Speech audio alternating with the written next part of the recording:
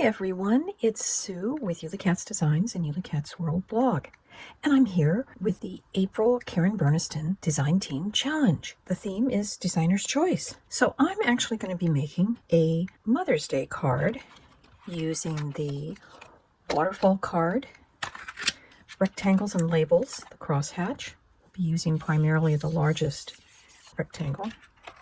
I'm going to be using one of the pattern plates, the tiles, to create a neat embossed texture, and then we'll also be using the rectangles crosshatch.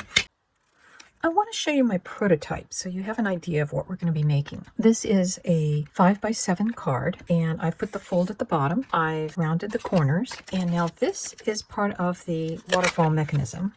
It's just held with Velcro.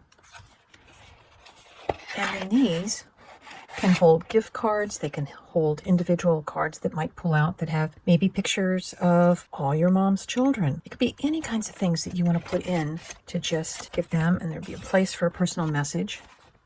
And my plan is to make on the back side, Happy Mother's Day, and then possibly something else up here. I don't know.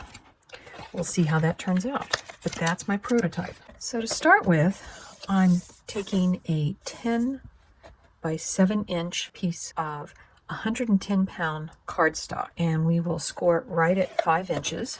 So that's how we're going to get our card base. Next, I'm taking the largest frame from the rectangles and labels crosshatch and the pattern plate. I'm going to lay it down on the front of my card, taping those together. So now we're going to take some of our embossing plates. And on my Spellbinders Platinum, it shows on my diagram that I am going to need the base platform top. Then I can put my, it says cut side up, turning that over. And then we're going to take our embossing mat. Some people call these the rubber mats. Some people call these silicone mats. They're pretty much all the same. And then the top is the adapter plate. It's not your cutting plate, it's your adapter plate. It has a little different texture.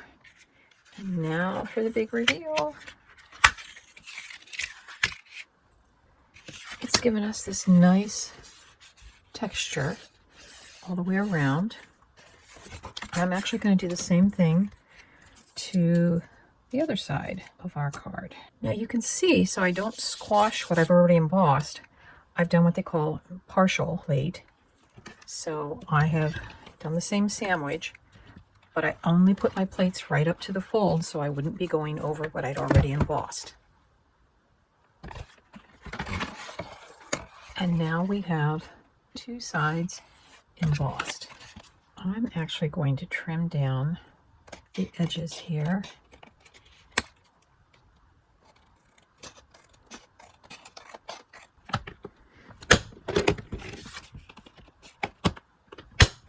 And now I'm just rounding my corners.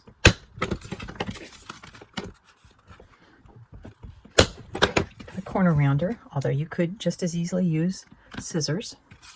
From the waterfall, or cut my pieces that we're going to need. We're taking the big bottom platform, the strip, and there's a decorative strip that we'll need. And then normally when you make this waterfall, you take the large square. But we actually want this narrower, it's a decorator panel, but we will be cutting from whatever we decide our decorative papers are, eventually one of the large squares. From decorative papers, I've cut a 5x7, 2 from that. I've cut one of the large square, and then from the rectangles crosshatch, I've used the second largest crosshatch to cut 4 of these. So the first thing I'm going to do is glue these panels in, and I probably should have waited to round the corners until after I had put on this back decorative paper, but we can still make it work. So now we have the inside of our card covered.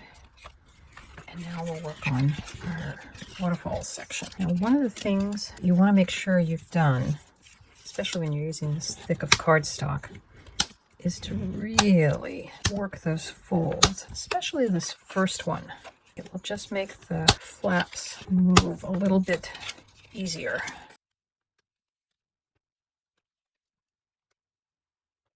So we're just matching the fold up with the bottom edge.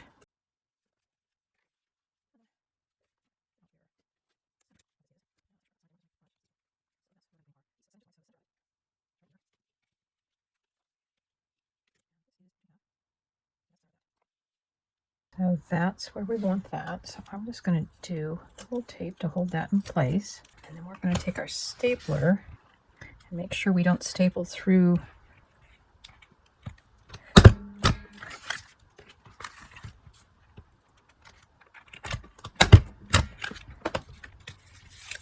that.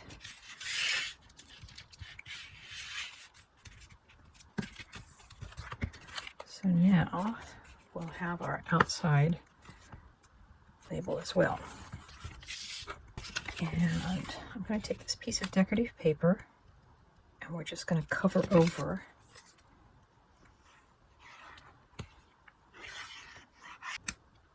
hide those staples, and I'm putting it just a little bit below that fold.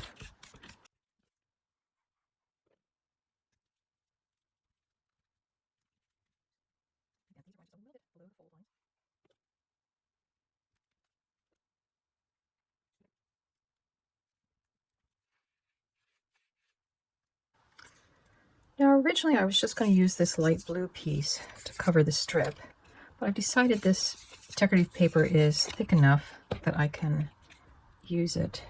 And if I had been smart, I would have put this on before I put this in, but I forgot. So we'll push that up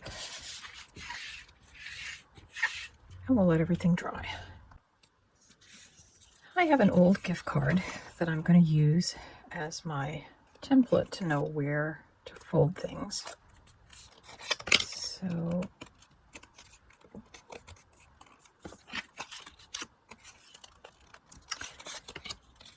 and what I'm going to do is I'm only putting glue along the bottom of what's going to be kind of our like an envelope. So I'm just gluing that part shut. I don't want to put any other glue on, but I'm going to put glue just on a square piece. I'm going to center this over the other, and then I like to put the gift card back in and squish it down so I know it will hold.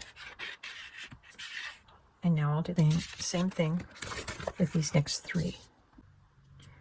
So for the last panel, you're going to do similar, but since it's already covered, I usually kind of put my glue on, and I'm sliding that card in. So now we'll let all of that rest. Before the glue all the way dries, I just want to make sure all of those can slip in and out. Now on my prototype, I cut 2 of the bowl pieces with this die. But as you can see, the wording is going the wrong direction. This one I actually wrote over it. But I think what I'm going to do this time is I'm going to cut a piece. I went through my stamps looking to see if I could find something else that would work. But these tabs seem to be the best because they're going to get a lot of handling. So I'm actually going to go over with this green sparkle pen to kind of change their color a little bit, but also to add some nice accent. While those tabs are drying, I went ahead and embossed and ink blended another piece that I'm going to cut out and I'll put over the back of this. Probably only needed to have embossed the front of the card, and then this is a separate sheet to get that look. We'll glue that to hide our staples. So that's going to go on there. First, I'm going to take a pen just right, pull over those letters. And we'll let that one dry, and then we'll trim the edges before we put the other one. So now I'm going to ink blend my front, my card, and don't forget.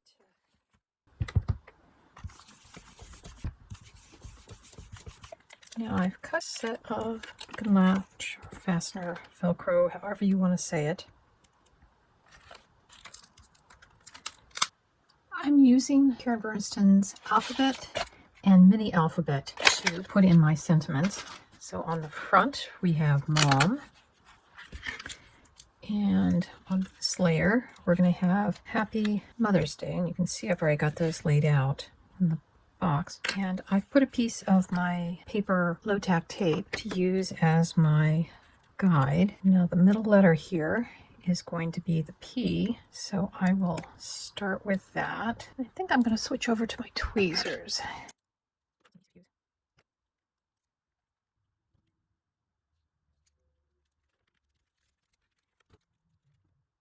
So here's our finished card, although I think I could be doing this one again a little differently. But for the moment, here we go.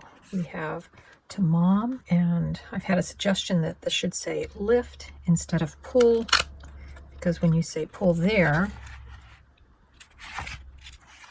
we'll have Happy Mother's Day. And then I could write a personal message there. You could write a big personal message here. Another thing that you could do, which it's kind of too late because I've already glued down that back panel, and I've been thinking I could have glued like a little strip to make it kind of like a clutch purse. And then I could take some of the paper people and make like little charms for the different children. And this could be a Mother's Day card from, you could put the child's name there, another there, another there, another one even there, or from all of us. Those are possibilities of how you could personalize this as a Mother's Day card. But I could also see this as a birthday card for maybe a tween girl who might be getting gift cards. Again, you could do the happy birthday a couple different ways to make it interesting. If it was a young child you're making it as a birthday card, you could cut out windows and actually put pictures in, and instead of actual gift cards, they could be cards cut out with pictures or made up credit card kind of things that they could use to play with. And you could put down here their big ID card. So lots of different ideas of what you could do with this wallet idea using the Waterfall card. I hope this has given you some inspiration, and we'll see you next time. Bye-bye.